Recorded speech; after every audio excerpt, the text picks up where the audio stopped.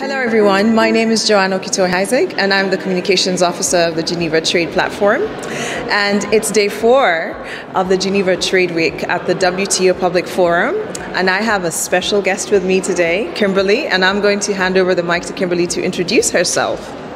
Hi everyone, I'm Kimberley and I head Sustainable Trade at the World Economic Forum.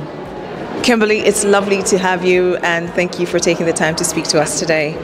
So Kimberley, this afternoon you had a session where you were talking about public-private partnerships. The World Economic Forum is all about bringing public-private partnerships and collaboration. Where do you think that needs to happen urgently and more strongly? It's a great question. So I think it needs to happen more urgently and more strongly in 2 ways. Firstly, I think we need public-private dialogue to identify the market signals that we need, especially to build new markets that are inclusive. So new green trade markets, new opportunities that involve a greater number of stakeholders in trade than maybe in the past. And that can come from policy signals, but we really need the private sector to clarify and identify what those policy signals can be. And they need those opportunities to interface with policymakers, so policymakers also need to be open to that. Secondly, I think we need public-private partnerships around implementation and capacity building. Because once you have a new policy, often there can be some actions that are needed to be able particularly to comply. And this is particularly in the space that I work in on sustainable trade. So we all want sustainable trade. We want to know that when we go to the supermarket, we'll buy some chocolate and it hasn't caused deforestation. But to achieve that, we're going to have to bring up the capacities of the smallholder farmers who are producing that cacao to be able to demonstrate that they're doing so. And they may already be doing so in a sustainable manner, but now we need to really make sure that we can verify that so that we can then identify where those hotspots where maybe the harms may be happening.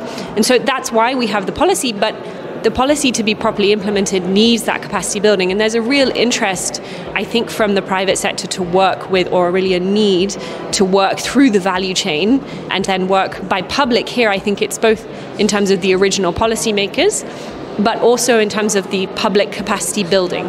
So let's make sure that that is really well targeted to the types of trade and trade policies that we have today, and that we don't forget these needs as governments use aid for trade. They need to also modernize aid for trade and engage with the private sector, and that could be a really positive partnership, I think. Yeah. Thank you. Yeah. Thank you so much, Kimberley, for summarizing a very complex subject in a very concise and understandable way. For people who are interested in learning more and understanding the work that the World Economic Forum is doing about sustainable trade, where can they get that information? Yep, so very excited to say that we have a new website, or a new look website. And you can find us at the World Economic Forum, and you just need to type in the Center for Regions, Trade and Geopolitics. Well, Kimberley, it's been a pleasure talking to you. And thank you for the plug as well. For anyone who's been tuning in this far, thank you so much. And we look forward to updating you with our next guests.